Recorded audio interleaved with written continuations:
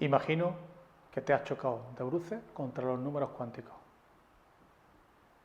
¿Qué narices es eso? ¿De dónde salen? Esto es muy raro. Tienes razón, es rarillo. Pero voy a intentar darle un poquito de luz al tema, ¿vale? No es tan difícil. Vamos a ello.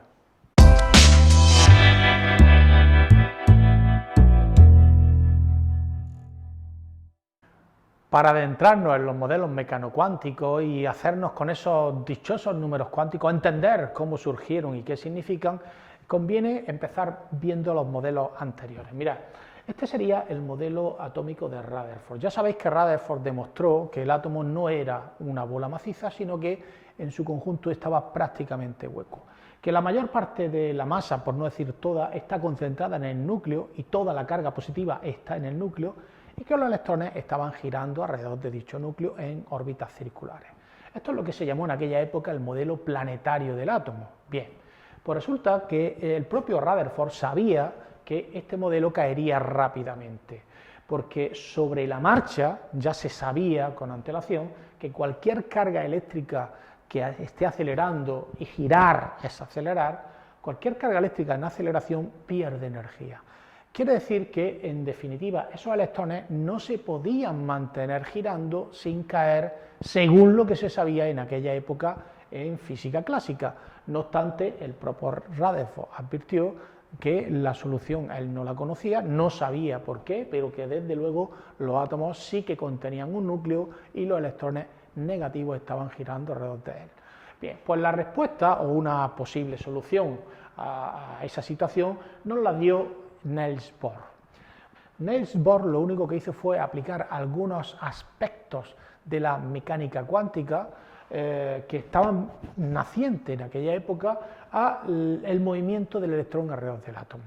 Él introdujo como novedad el hecho de que cuando un electrón gira alrededor de un núcleo, ¿vale?, tiene que cumplir una serie de requisitos. La primera es que la fuerza que hace curvar será una fuerza de tipo eléctrico. Ya sabemos que el núcleo tiene carga positiva y el electrón es negativo, por tanto hay una interacción eléctrica. Hasta ahí bien, esto no es ni más ni menos que física clásica. Sin embargo, introdujo un segundo postulado, y en ese segundo postulado él indicó que el momento angular del electrón, el momento angular es el producto del radio, es decir, la distancia a la que está el electrón, por la masa del electrón y por la velocidad con que se mueve el electrón, eso es lo que se conoce como L, momento angular. Pues él dijo que el momento angular del electrón tenía que ser múltiplo de h partido por 2. Diréis, ¿qué es esa h? Bien, pues h es la constante de Planck, es una constante que aparecía siempre que intentábamos resolver cuestiones relativas a partículas en movimiento, con lo cual a él le pareció buena idea introducirla ahí, y ese n que está apareciendo aquí, que es realmente a lo que nosotros vamos, esa n es un número que solo podía adoptar valores enteros, 1, 2, 3, 4, en teoría hasta el infinito, aunque lo normal es que no pasemos de 7. El caso es que ese número n que aparecía, según él lo interpretaba diciendo que no cualquier valor de momento angular es válido en un átomo, es decir, cuando un electrón gira alrededor del núcleo, solamente puede adoptar determinados valores de momento angular y por tanto determinados valores de energía. Por eso, esa n podríamos identificarla con lo que sería el nivel. Este sería el nivel 1, este el nivel 2, este el nivel 3. Son los niveles electrónicos, los niveles de energía. O sea, juntándolo todo, podemos decir que el modelo de Bohr introdujo una novedad, y es que dentro del átomo hay niveles de energía donde sí pueden estar los electrones sin caer al núcleo, es decir, pueden estar los electrones de forma estable, sin radiar energía, y que eso sigue un patrón numérico constante, relacionado con ese número cuántico n, ¿vale? Puede parecer un poco artificioso, pero en definitiva la física lo que siempre busca es explicar la realidad. Y resulta que utilizando esta idea tan simple, eso sí, introduciendo la constante de Planck y un número cuántico, utilizando estas ecuaciones bastante sencillas, Bohr consiguió explicar el espectro del hidrógeno. Es decir, el experimento y la teórica coincidían exactamente.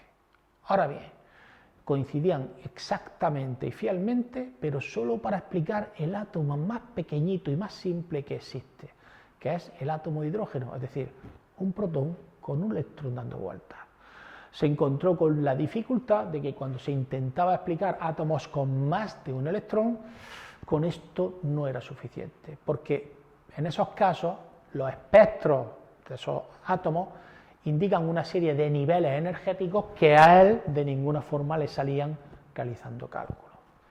¿Qué se hizo entonces? Bueno, pues Bohr junto con Sommerfeld intentaron analizar la situación y pensaron que quizás dentro del átomo existían más opciones, es decir, posiblemente podría ocurrir que los electrones también giraran en órbitas elípticas, no solamente circulares, y con eso introdujeron un segundo número cuántico, un número cuántico que se llamó L, de una forma un poco artificiosa, pero en definitiva no conseguían llegar a explicar nunca los espectros atómicos de forma correcta. Digamos que ese era el objetivo, explicar que lo que yo estaba viendo en el laboratorio coincidiera con la teoría que estaba yo desarrollando. ¿Y cuándo se consiguió? Pues se consiguió gracias a la ecuación de Redinger, ¿vale?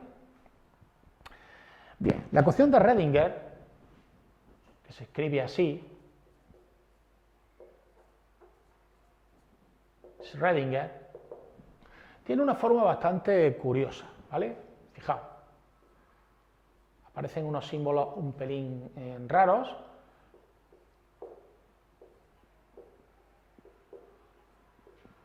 Bien, os voy a decir cómo se llama cada cosa. Esto es la función hamiltoniano, es una función bastante complicada, tiene relación con derivadas parciales, es un operador matemático complejo.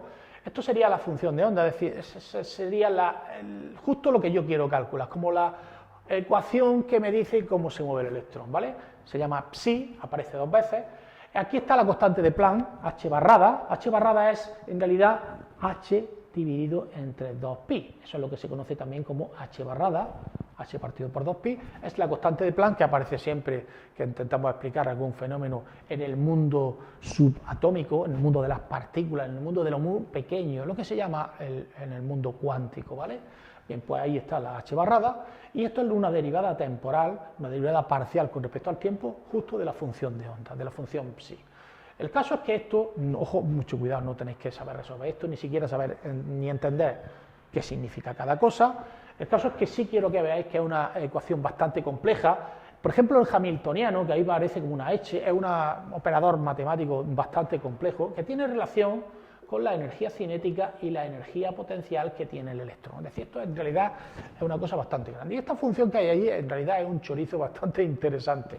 De hecho, para resolver un átomo cualquiera, el átomo de hierro, por ejemplo, salen unas funciones enormes, ¿vale? Grandísimas. Es necesario utilizar computadoras para que obtengan las soluciones de esta ecuación. Vale, aquí tenemos la ecuación de Redinger, que es de donde salen todas las soluciones de cómo se mueven los electrones dentro de un átomo. Quiero advertiros que en realidad al resolver no sale una solución, salen muchísimas soluciones, y esas soluciones son, digamos, los lugares en los que vamos a poder encontrar un electrón dentro del átomo. Es lo que se conoce hoy en día como orbitales.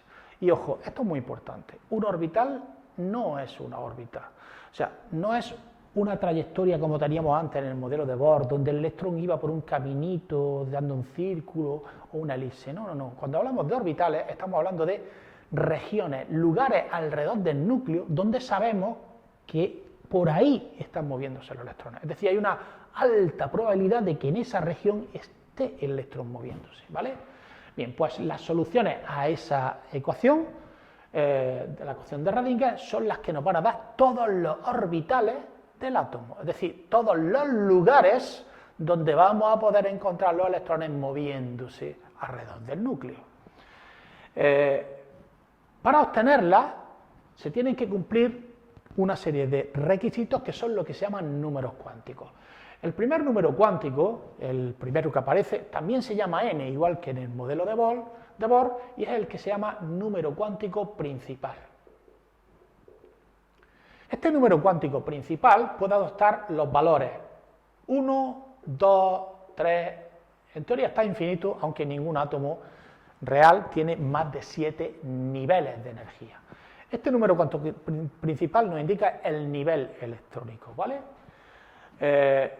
A mayor sea el número cuántico principal, significa que el electrón está más lejos del núcleo, por tanto está relacionado con el tamaño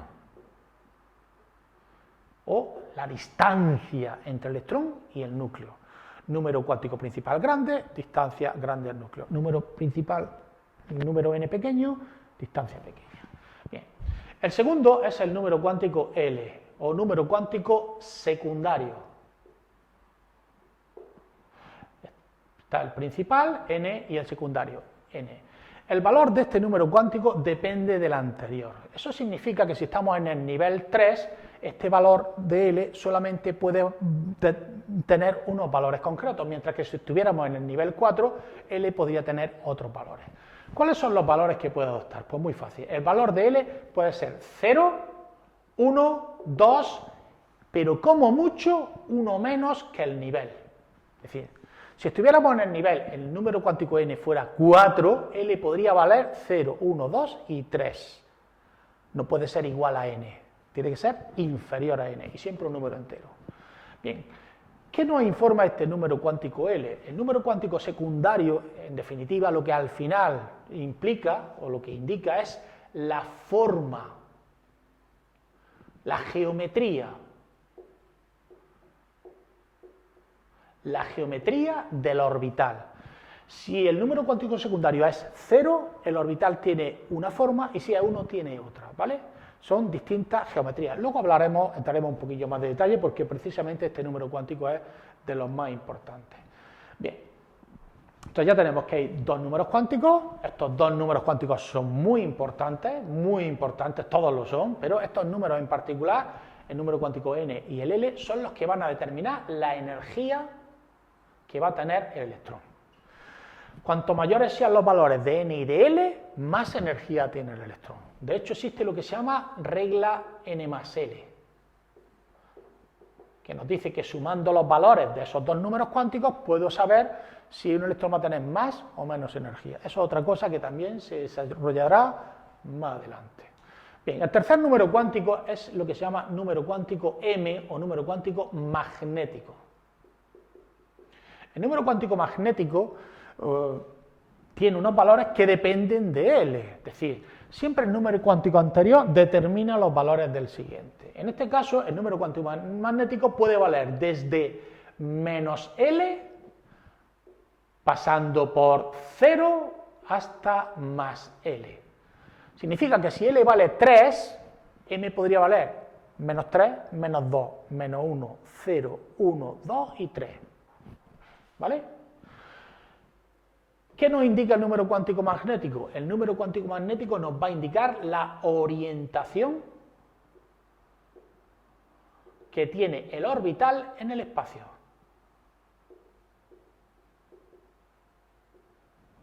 Por ejemplo, si la L vale 0, la orientación, imagínate que del orbital es esta, pero si es 1, sería esta. Serían orbitales que serían iguales, tendrían la misma forma, pero no la misma orientación en el espacio.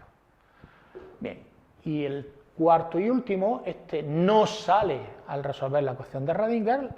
Con la ecuación de Rödinger salen solo los tres primeros, pero hubo que añadir un cuarto número cuántico a posteriori debido a Pauli, y es el número cuántico que se llama número cuántico de spin. El número cuántico de spin va a adoptar siempre los mismos valores. O es más un medio, o es menos un medio. El número cuántico de spin es precisamente el número cuántico más raro. De hecho, como digo, no surge de forma natural al resolver la ecuación de Rödinger. Este número cuántico siempre se dice que está relacionado con la rotación del electrón. De manera que es habitual que los profesores de química digan que si el número cuántico de spin es más un medio es que el electrón gira en sentido horario, y si es menos un medio gira en sentido antihorario. Pero en realidad, ya os digo yo, que es una cosa que está todavía por resolver. Está relacionado con el movimiento de los electrones, con el giro, pero no es exactamente eso, ¿vale? Bien, pues ya tenemos los cuatro números cuánticos. Repito, el primero y el segundo nos van a indicar cuánta energía tiene el electrón. El tercero nos va a indicar la orientación en la que se está moviendo ese electrón en el espacio, si está más en el eje X, en el eje Y o en el Z, y el último nos indica el sentido de giro. Vale, vamos a entrar ahora en detalle de los valores que puede adoptar L porque son muy importantes en química en particular. Bien, bueno, L puede adoptar, hemos dicho, distintos valores, desde 0 hasta n-1. Bien, ¿qué pasa si L es 0? Bien, un electrón que tenga un número cuántico L igual a 0, sabemos que es un electrón que se va a mover alrededor del núcleo en una región esférica, ¿vale? El orbital, ese orbital esférico, se conoce en química como orbital S de esfera, ¿vale? Viene del inglés. Orbital esférico. Por supuesto que si el electrón está en el nivel 2, la esfera tiene un tamaño, y si está en el 3, la esfera es un poco mayor, porque será un electrón que tiene más energía y por tanto está un poco más lejos del núcleo. Si fuera en el nivel 4 y la L es 0, también estaría moviéndose en una región esférica alrededor del núcleo, pero más lejano, con más energía, ¿vale?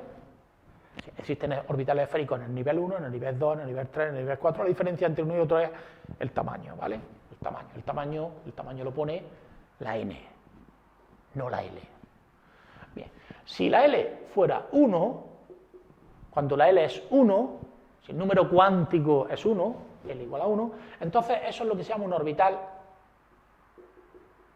P. Los orbitales P tienen esta forma, son orbitales lobulares. Es decir, aquí estaría el núcleo, ¿no?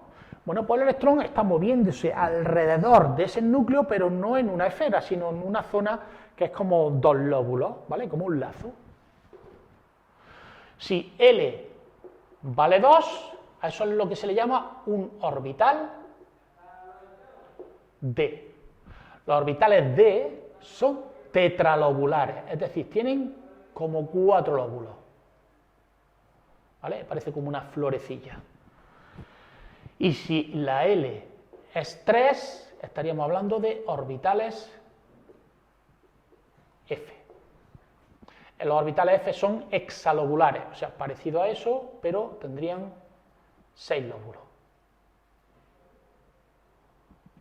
Bueno, me ha salido un dibujo bastante churro, luego os pondré por ahí en la imagen de los orbitales D para que los veáis.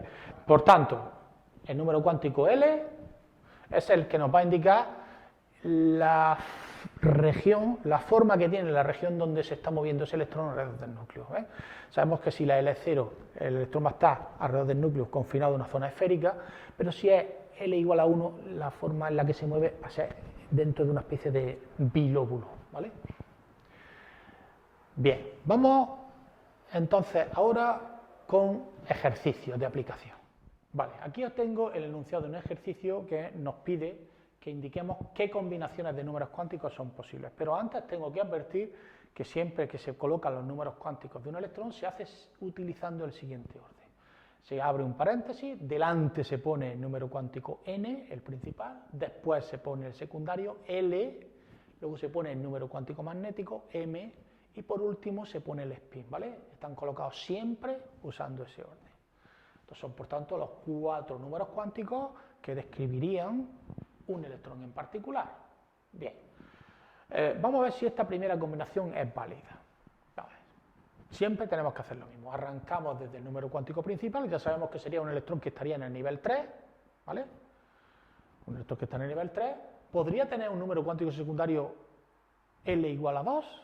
La respuesta es que sí. ¿Por qué? Porque L puede valer cualquier número entero, empezando por el 0, hasta siempre que sea inferior al n. Por tanto, ese número cuántico sí sería correcto. ¿Y puede ser la M0? Sí, porque M puede valer entre menos 2 y más 2, cualquier valor, incluido el 0.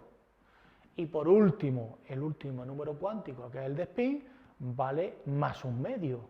Y siempre el número cuántico de spin o es más un medio o menos un medio. Con lo cual, esta combinación es perfectamente válida. Y no solo eso. Sé que ese electrón estaría en lo que se llama un orbital 3D.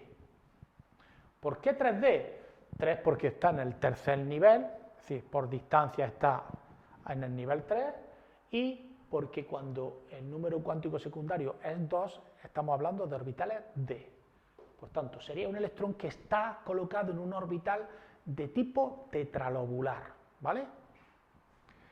Bien, vamos con el segundo caso. ¿Es posible que un electrón tenga estos números cuánticos? Y la respuesta es, bueno, en principio estaría en el nivel 3 y L vale menos 1. L no puede valer menos 1 porque L tiene que tener un valor que vaya desde 0 hasta 1 menos que el principal. O sea, podría ser 0, 1 o 2, pero jamás menos 1. Con lo cual, ese número cuántico está mal, es decir, no hay ningún electrón que tenga esos 4 números cuánticos, no existe, ¿vale? No existe. Bien, vamos al apartado C. Aquí nos dan como valores nivel 2, número cuántico secundario o subnivel tipo de orbital 1, válido porque es inferior al anterior, y ahora el número cuántico magnético M tiene un valor de 2, y eso no puede ser porque el tercer número cuántico M tiene que estar comprendido entre menos 1 y más 1, no es válido, porque no podría valer 2 en ningún caso. El último número cuántico sí está bien, pero da igual, la combinación no es válida, no existe ningún electrón que tenga esos 4 números cuánticos. Y por último, el D, número cuántico nivel 1, número cuántico secundario 1, no es válido, y no es válido porque el número cuántico secundario nunca puede valer igual o mayor que el número cuántico principal. Por tanto, tampoco existe este electrón, ¿vale?